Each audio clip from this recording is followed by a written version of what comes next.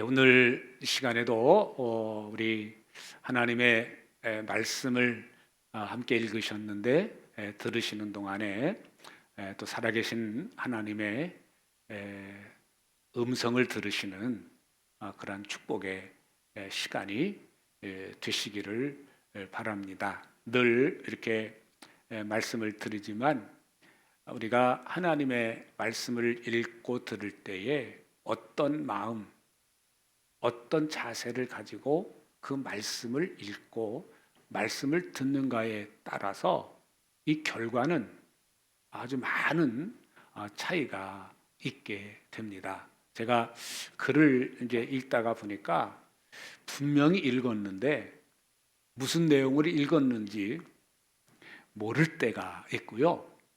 어떤 글은 잠깐 스쳤는데도 불구하고 계속 여운이 남는 그런 경우도 있습니다. 이제 그 일을 반복을 합니다. 그런 일들이 여러분들도 실생활을 하시면 아주 짧은 시간 스쳤는데 그 시간이 계속 여러분들의 마음에 여운으로 남는 그러한 경우도 있고 그 많은 시간이 지났는데 기억을 못하는 그런 것이 있죠.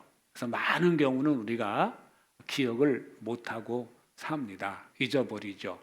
잊어버리고 그냥 지냅니다. 그런데 그 짧게 이렇게 기억에 남는 것들이 나중에 오랜 시간 지나서도 그 이야기를 합니다. 왜 그런가 하면 그런 짧게 기억에 남는 것들은 이미 이 가슴에 사진으로 팍 찍혀 있기 때문에 그렇게 되는 것이죠. 오늘 저와 여러분에게 이 하나님의 말씀이 사진으로 탁 찍혀서 있다면 언제든지 그 말씀이 떠오르게 됩니다. 새롭게 하소서에 그 간증하는 사람들이 많이 나오는데 그 사회를 보는 사람들이 있잖아요. 그 사회를 보는 사람들 중에 어떤 자매가 어떻게 들으셨어요? 라고 질문을 하는데 그 참에는 꼭 거기에 맞는 합당한 성경 말씀을 이야기하더라고요. 요한복음 3장 16절 말씀에 보니까 하나님이 세상을 이처럼 사랑하사 독생자를 주셨으니 이는 그를 믿는 자마다 멸망하지 않고 영생을 얻으리라고 말씀하고 있는데 이 간증을 들으시는 동안에 제가 그 말씀이 생각이 났어요. 아무 그런 식으로 얘기를 해요. 그 자매는. 근데 그 자매는 볼 때마다 그 간증을 듣고 이야기를 나눌 때마다 꼭 자기가 생각나는 성경 말씀을 이야기를 하는데 성경을 펴서 읽는 게 아니라 머릿속에 들어있는 거예요. 이게 하나님의 말씀을 우리가 반복해서 읽고 이게 내 마음의 머릿속에 담아두는 게 얼마나 중요한지 몰라요. 여러분 그 2차 세계대전 때 그 유대인으로서 그 감옥에 갇혀서 가스실에 죽어가는데 살아남은 어떤 분의 이야기를 들어보니까 그분도 그 이렇게 감옥 속에서 아무것도 할 게 없는데 그런데 계속해서 이 하나님의 말씀을 기억하고 또 암송하고 반복하고 그러므로 인해서 그가 그 어려운 시기를 견뎌 낼 수 있었다라고 이렇게 이야기합니다. 오늘 우리가 삶을 살아가면서 우리의 삶을 지탱해 주는 것들이 많이 있죠. 우리 육체의 건강을 지켜주기 위해서 우리가 적당한 잠도 자야 되고 그리고 또 적당한 운동도 해야 되고 일도 해야 되고 그래서 우리가 이 육신의 삶을 영위하기 위해서는 적당한 일도 필요하고 잠도 필요하고 운동도 필요합니다. 이것이 잘 균형이 잡힐 때 우리의 몸의 건강을 지킬 수가 있죠. 그런데 사람은 이 육체의 건강만 가지고는 살 수 없는 존재예요. 우리가 어떤 낙심적인 어떤 상황에 쫙 빠질 때 내 마음에 어떤 깊은 병이 들면 그것은 운동한다고 해서, 잠을 많이 잔다고 해서, 일을 한다고 해서 해결이 되어지지 않습니다.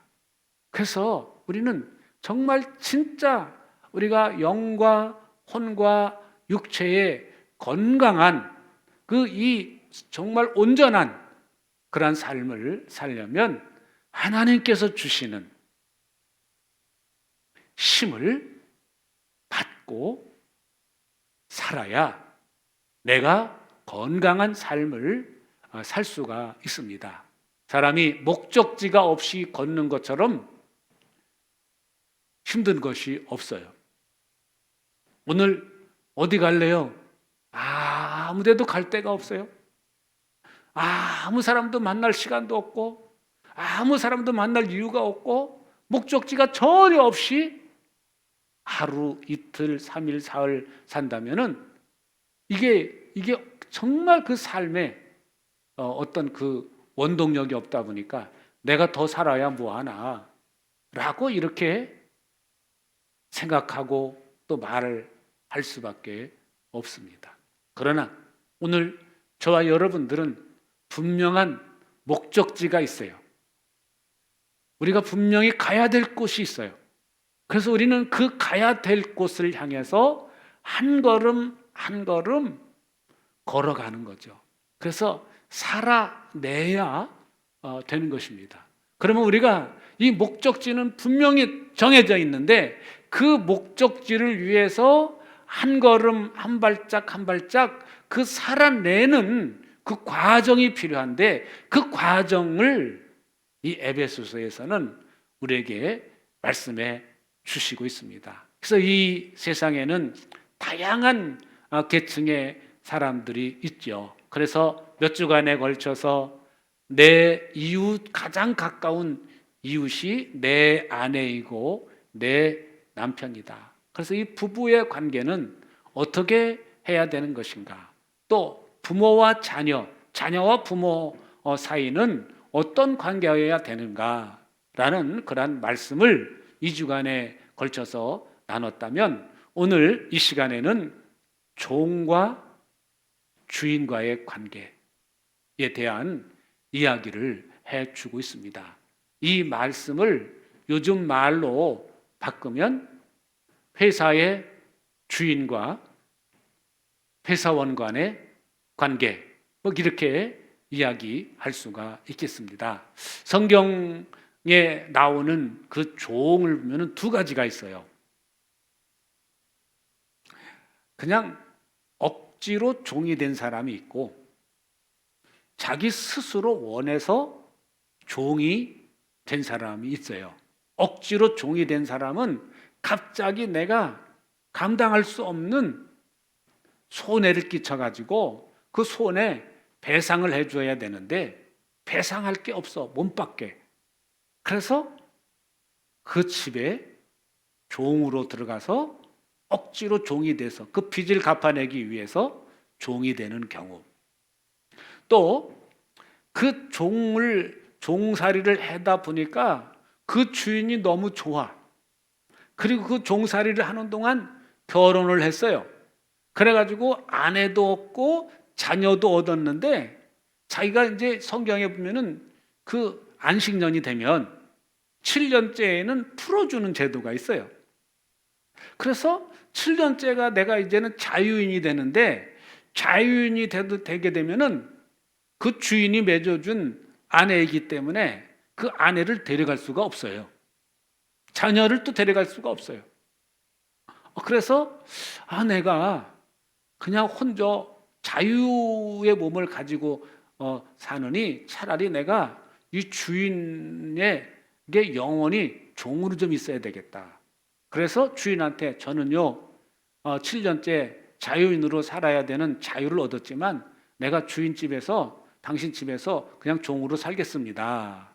그런 사람들에게 이 귀에 구멍을 뚫죠. 문지방에 가지고 귀에 구멍을 뚫어서 이 링을 달아서 이제 이렇게 다닙니다. 그 사람은 자기가 스스로 원해서 종이 되었다는 의미로 이 귀에 링을 이렇게 꽂고 구멍을 뚫어가지고 끼고 다니는 그러한 종의 제도가 있어요. 로마 시대에는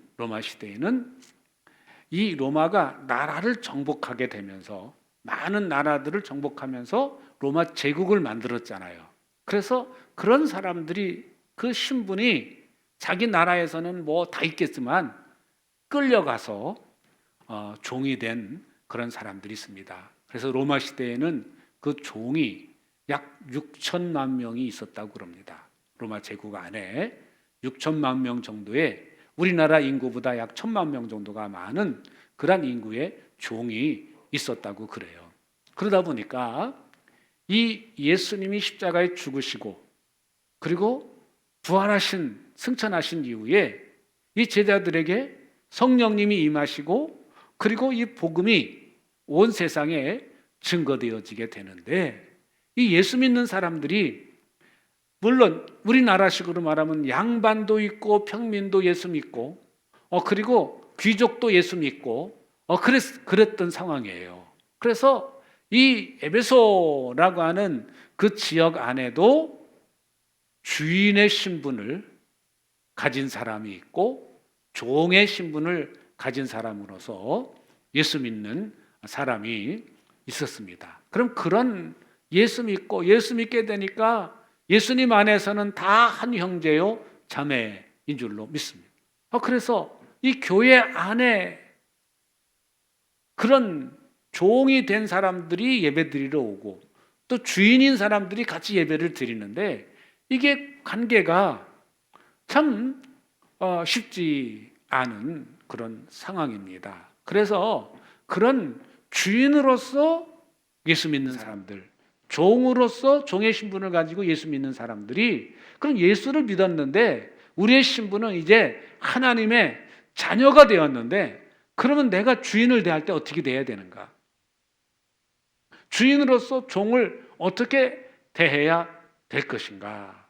라는 그러한 이제 혼란이 있었던 것 같습니다. 그래서 오늘 함께 읽으신 이 본문에 있는 말씀은 바로 종으로서 내가 예수 믿었지만 예수 믿는 사람으로서 또 종의 신분으로서 내가 어떤 주인을 어떤 마음 자세를 가지고 대할 것인가? 또 주인은 종을 예수 믿는 사람으로서 어떻게 대해야 될 것인가? 라는 부분에 대해서 해주시는 말씀이 오늘 본문에 있는 말씀입니다. 지금부터 약 100여 년 전에 우리나라에도 이제 나라가 조선시대가 이렇게 무너지게 되고 이렇게 일제시대로 36년간의 이렇게 압박을 받았는데요. 그때에 있던 이야기입니다. 그 이야기를 잠시 좀 말씀을 드리겠습니다. 어떻게 보면 일찍 태어났다면 고종왕 대신 왕이 되었을 이재형이라고 하는 왕손이 있습니다. 우리 이제 왕손이 있는데 이분이 26살 때에 경상도 풍기 군수가 되었어요. 경상도 풍기 군수가 되었는데 그때 이제 을사보호조약이 체결이 됩니다. 그러니까 정말 이 나라를 왕손으로서 또 군수로서 이렇게 나라가 기울어져 가는 그런 모습을 보면서 너무 정말 마음이 힘들고 어려워서 자기가 가지고 있는 이 왕손의 특혜 그거를 다 포기하고 평민이 돼가지고 그 있던 땅 문서는 자기 아내한테 다 맡기고 그리고 자기는 방랑 생활을 해요. 방랑 생활을 하는데 그러다가 이제 1904년에 선영에 성묘를 하러 갔다가 엄귀현이라고 하는 마부를 만나요. 마부. 옛날에 이제 양반들은 이 마차 타고 다녔잖아요. 마부를 만나게 되는데 그 마부인 엄영수라고 하는 사람이 이 재형이라고 하는 이 왕선을 아주 깍듯하게 정성껏 모시고 다닙니다. 그러다가 어느 길 가다가 이분이 전도를 합니다. 이 엄영수라고 하는 사람이 지금으로 그 당시에 이제 영수라고 이렇게 했는데 지금으로 말하면 이제 장로님 정도 되는 사람이죠. 그 당시 영수 그러면은 자기의 재산이나 모든 걸 다 투자해서 예배당을 짓고 관리하고 그러는데 이렇게 사용을 했죠. 그래서 이제 그 친숙해진 어느 날 이 마부 엄영수가 그분에게 이렇게 나으리 황송하지만 예수 믿으시지요 라고 그렇게 전도를 합니다. 그러니까 이 왕손은요, 이 재영이라고 왕손은 그 이야기를 들을 때 한낱 그 마부가 나으리 예수 믿으시지요, 예수 믿으시면 너무 좋습니다 라고 말하는 게 들어올 리가 없죠. 그래서 비비꽃말로 이렇게 빈정을 댑니다. 아니, 예수를 믿으면 마부꾼이 양반이라도 된다는 말이냐? 예수 믿으면 좋다고 그러는데, 아니, 예수 믿으면 마부꾼이 양반이라도 된다는 말이냐? 라고 그렇게 빈정대는 말을 합니다. 그랬더니 이 엄영수라고 하는 사람이 잠시 생각하더니 이렇게 대답을 하더랍니다. 아닙니다. 예수 믿으면 뭐 마부꾼이 양반되고 그러는 것이 아니라 예수를 믿으면 마부꾼이 아주 더 훌륭한, 더 좋은 마부꾼이 되는 겁니다. 라고 그렇게 답변을 했다고 그래요. 예수 믿으면 마부꾼이 양반이라도 돼? 라고 말할 때 잠깐 생각하고 그런 거 아닙니다. 예수 믿으면요 마부꾼이 더 좋은 마부꾼이 되는 겁니다. 라고 답변하는 소리를 듣고 이 왕손인 이정이라고 하는 사람이 마음에 감동을 받은 거예요. 그러다가 방황을 끝나고 이제 자기 집에 와 보니까 그 아내가 왕손을 그 재산을 잘 관리해서 부자가 되어 있는 거예요. 그리고 이 부인이 교회를 다니고 있었습니다. 그래서 이분이 다녔던 교회가 승동교회라고 지금 이제 그 서울에 가면은 승동교회라고 있어요. 그 승동교회의 교인이 되어 있던 겁니다. 그래서 이 부인을 따라서 이 마부의 말도 있으니까 그 승동교회에 가보니까 이 마부꾼인 엄영수라고 하는 사람이 그 교회 영수로 있는 거예요. 요즘으로는 장로님으로 계신 거죠. 그래서 반갑게 서로 인사를 하고 이분이 이제 그 부인을 따라서 그 어느 날 부흥에 참석을 했다가 이분이 은혜를 받아서 진짜 예수 믿는 사람이 되었습니다. 나중에 이분도 그 교회의 장로님이 되셨고 그리고 얼마 후에 신학을 공부해서 목사님이 되셔서 왕손이 이제 우리나라의 처음 기독교의 목사님이 되셨던 그런 일화가 있습니다. 이제 이분이 처음에 나가서 이 엄영수라고 하는 이 마부꾼을 만난 것이 이분에게는 예수 믿는 계기가 된 것이죠. 그래서 이분이 예수 믿고 진짜 예수 그리스도인이 되다 보니까 이 왕손인 이정이라고 하는 사람이 내가 밖에서는 왕손이지만 교회 안에서는 다 한 형제고 한 자매라고 이렇게 나와 있으니까 내가 당신을 형님으로 모시겠습니다. 그래서 이 왕손인 이정이라고 하는 부분이 그 당시만 해도 이게 굉장히 많이 있었지 않습니까? 그런데 아주 교회 안에서는, 예배당 안에서는 형님으로 깍듯이 모셨다고 그럽니다. 나중에 이분이 이제 다른 교회 목회를 하시다가 또 승동교회 담임 목사님으로 와서 이제 목회를 하셨다고 하는 그 일화가 있습니다. 정말 이 왕손이 이렇게 변한 것은 다른 것이 아니고 이 엄영수라고 하는 그 마부가 그 왕손을 깍듯이 정말 마부로서 역할을 충실히 잘 감당하고 또 대답을 전도하고 나서 그 빈정대는 말을 할 때 지혜롭게 대답을 한 것이 이분이 예수 믿는 계기가 되었다고 하는 것을 우리가 확인을 하게 됩니다. 이 이야기를 보면서 정말 우리가 하루하루 삶을 살아가면서 내가 이 땅에서 내게 예수 믿는다고 해서 내가 했던 일이 없어지고 새로운 일이 생기는 게 아니라 내가 하는 일을 더 예수 믿는 사람으로서 그 일을 지혜롭게 멋지게 아름답게 해내는 그러한 것이다 라는 것을 확인할 수가 있습니다. 그러니까 이 성경 시대에도 예수를 믿었는데 여전히 종의 신분을 가지고 있어요.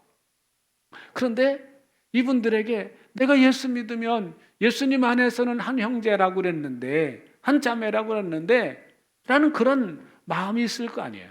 그런데 그게 아니고 여러분들이 종의 신분이라면 그 종으로서 주인을 대할 때 육체의 그 상전한테 순종할 때 그리스도께 하듯이 하라 라고 이렇게 말씀을 합니다. 그래서 오늘 세 번역에 보면은 예수님께 복종하는 것처럼 육신의 주인들에게 두려움과 떨림으로 또 성실한 마음으로 복종을 하세요 라고 이렇게 말씀을 해주시고 있습니다. 근데 영어 성경에 보니까 큰 존경심을 가지고 대해요. Great respect라는 그런 말이 나와요. 그러니까 이 영어 성경은 아주 더 이렇게 실제적으로 표현을 하고 있는데 상전들을 대할 때 Great respect라는, 그러니까 큰 존경심을 가지고 상전들을 대해줘라. 그리고 충성해라. loyal to them이라는, 그러니까 충성을 그들에게 해라 라고 이렇게 말씀을 해 주시고 있습니다. 여러분, 우리가 어떤 일을 해 나갈 때 내게 맡겨진 일을 정말 그런 마음 가지고 내가 일을 해 나간다면 어디 가서든지 존중을 받고 인정받는 그런 삶을 살게 될 줄로 믿습니다. 이어서 이제 6절에 보면은 이렇게 말씀하고 있습니다. 사람을 기쁘게 하는 자들처럼 눈가림으로 하지 말고 그리스도의 종들과 같이 진심으로 하나님의 뜻을 실천하십시오. 그래서 이게 눈 감고 아웅이라는 말이 있지 않습니까? 그래서 볼 때는 막 열심히 하는 것처럼 하고 안 볼 때는 대충 하고 그러지 않습니까? 예전에 이렇게 농지 개량 사업을 이렇게 했을 때가 있었어요.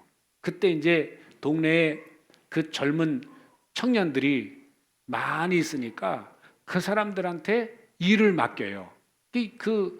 맡기는데 이 하천이 생기면 다리를 만들고, 여기도 이제 이렇게 다리를 지금 만들었습니다만 그 다리를 만들 때 그 젊은 사람들이 지금은 기계가 다 이렇게 공구리를 하고 그럽니다만 그 옛날에는 다 삽으로 이렇게 엎었거든요. 삽으로 엎었는데 그분들이 그 일을 할 때 빨리 한다고 그래가지고 대충 해가지고 버버려요. 그러니까 다리는 세워졌는데 나중에 지나고 나서 보니까 공구리가 제대로 안 들어가가지고 이 다리를 지탱해주고 있는 그 바닥이 중간중간에 그냥 시멘트가 없는 거예요. 그렇게 일을 하는 거죠. 그러니까 일을 맡겨진 일이 이게 우리가 내가 다닐 그러한 이제 다리인데 잘 만들어야 되겠다. 잘 만들려면은 정성 들여 이 시멘트를 잘 뒤집어야 되겠다. 그런 마음 가지고 하는 게 아니라 빨리 끝내야 되겠다. 요게 이제 해서 빨리 대충 끝나고 쉬어야 되겠다. 놀아야 되겠다. 이런 마음을 가지고 일을 한다면 이게 여기 나오는 것처럼 눈가림으로 이렇게 일을 하게 되는 것이죠. 그래서 오늘 우리 예수 믿는 사람들이 어떤 일을 맡아서 할 때 어떤 자세여야 하느냐라는 부분을 오늘 말씀에서 말씀해요. 여기에 말씀 한번 따라합시다. 진심으로. 예, 진심을 가지고 그 일을 하라라고 이렇게 말씀하고 있습니다. 7절에서는 사람에게가 아니라 주님께 하듯이 하라. 주님께 하듯이. 여러분들이 정말 주님을 예배할 때, 하나님께 예배할 때, 하나님께 찬송할 때 여러분들의 예배를 하나님께서 받으셨으면 좋겠다는 마음 가지고 그렇게 주님께 대하는 것처럼 여러분들이 상전들을 대하십시오 라고 이렇게 권면을 해 주시고 있습니다. 왜 그렇게 해야 되느냐? 왜 여러분들이 큰 존경심을 가지고 상전을 대하고 주님께 하듯이 여러분들이 그 일을 감당해야 되느냐? 라는 것을, 그 이유를 8절에서 말씀해 주시고 있는데 제가 8절 말씀을 다시 한번 읽겠습니다. 선한 일을 하는 사람은 그가 종이든지 자유인이든지 저마다 주께로부터 상급을 받게 됨을 여러분은 알아두십시오 라고 말합니다. 이 말씀을 좀 쉽게 얘기하면 주님이 지켜보고 계시다. 주님이 보고 계신데 반드시 주님이 여러분들에게 보상해 주실 것이다. 이 말씀을 해 주시고 있습니다. 성경 곳곳에는 그렇게 주님께 하듯이 일한 사람들의 이야기가 나오고 있어요. 제가 이제 요즘에 성경을 이렇게 그 필사를 하고 있는데 지금 현재 요셉 이야기를 필사를 하고 있어요. 근데 요셉을 보니까 요셉이 보디발이라고 하는 그 경호 대장의 집에서 이렇게 종으로 사는데 그 집에서 일할 때 정말 진심으로 하는 거예요. 그러니까 그 일을 할 때 진심으로 하니까 하나님이 거기에 함께 하셨다고 말씀해 주고 있죠. 하나님의 손이 함께 하셨어요. 그러니까 그가 하는 일마다 정말 결과가 좋은 거예요. 그러니까 그 주인이 가만히 보니까 저 아이에게는 하나님이 함께 계시는구나. 그러면 그 경호대장이 하나님이 이 요셉에게 함께 하신다고 하는 거 어떻게 알아요? 자기가 하나님 믿는 사람이라는 것을 얘기했겠죠. 그럼 어떻게 그걸 얘기했는지 안 했는지 어떻게 아냐? 억울한 누명을 쓰고 감옥 속에 들어가서 두 술관원장과 떡관원장을 섬길 때 그들이 꿈을 꾸고 아주 이상한 표정을 하고 있을 때 왜 전과 표정이 다르십니까? 무슨 걱정이 있습니까? 우리가 꿈을 꿨다. 대답은 하나님께 있습니다. 내게 말씀해 주시오. 그렇게 얘기를 해요. 대답은 하나님께 있다. 그러니까 이 요셉은 어디 가서든지 자기가 하나님을 믿는 사람이라고 하는 것을 알리고 살았어요. 그러니까 그 주인도 하나님 믿는 제가 보니까 일을 성실하게 잘해. 그리고 하나님 믿는 제가 일만 하면은 너무 잘 되는 거예요. 그 요셉이 그 경호대장의 집에서 보니까 경호대장이 일을 전체를 네가 다 맡아서 해라. 그 맡겨 주고 난 다음부터 그 집이 더 잘 되는 것을 봤다라고 이렇게 기록을 해주고 있습니다. 여러분, 여러분이 가는 곳마다 잘 되는 역사가 나타나기를 주의 이름으로 축복합니다. 그러려면 오늘 여기 말씀에 나오는 내가 어떻게 해야 된다는 것. 주인을 큰 존경심으로 대하고 주님께 대하듯이 그 상전들을 대하고, 그럴 때 나를 통해서 하나님께서 놀라운 일을 행하실 수가 있다라는 것을 오늘 말씀에서 가르쳐 주십니다. 요셉의 결과는 잘 아시지 않습니까? 그가 그렇게 대했더니 나중에는 바로의 아버지 역할을 하지 않습니까? 그래서 그 바로로부터 너와 같은 사람이 이 땅에는 없다. 내 집을 너한테 맡긴다. 그리고 자기의 그 인장 반지를, 그 결제 반지를 빼가지고 요셉에게 껴주지 않습니까? 그런 역사들이 나타나게 됩니다. 다음에 마지막 9절 말씀에 보면 상전들아라고 얘기합니다. 제가 한번 읽어드리겠습니다. 주인이신 여러분, 종들에게 이와 같이 대하고 그들을 위협하지 마십시오. 그들의 주님이시요 여러분의 주님이신 분이 하늘에 계시다는 것과 주께서는 사람을 차별해서 대하지 않으신다는 것을 여러분은 알아두십시오. 그러니까 이 주인으로서, 상전으로서 종들을 대할 때 윽박지르지 말래요. 윽박지르지 말고 그들을 위협하지 말고 인격적으로 대해줘라 라고 이렇게 말씀합니다. 왜냐하면 우리 주님은 차별하지 않는 분이시다.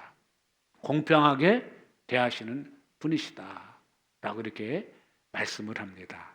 그래서 정말 이 초대교회 이 성경시대에는 예수 믿는 사람으로서 종된 사람들, 예수 믿는 사람들로서 상전된 사람들이 어떻게 살았는가 라는 것을 잘 보여주고 있는데, 그 보여주는 말씀이 빌레몬서예요. 빌레몬서. 빌레몬서에는 종의 이야기하고 주인의 이야기가 나오는데, 그 종은 오네시모라고 하는 사람이 나오고요. 또 주인은 빌레몬이라고 하는 사람인데, 오네시모는 그 빌레몬의 집에 종으로 있었던 사람인데 너무 힘들어가지고 도망쳐 나온 사람이에요. 도망친 사람이야. 그러니까 그냥 도망친 게 아니라 돈을 훔쳐가지고 도망친 사람이 오네시모예요. 근데 이 오네시모가 로마에 왔다가 바울을 만나요. 그리고 이 사람이 예수 믿고 변화돼요. 여러분, 도망친 종이 자기 주인의 집에 다시 돌아가는 사람 있을까요? 없습니다. 그런데 이 오네시모가 예수 믿고, 정말 예수 믿고 변화되니까 자기가 주인의 집에 가겠다고 해서 바울이 편지를 써주지 않습니까?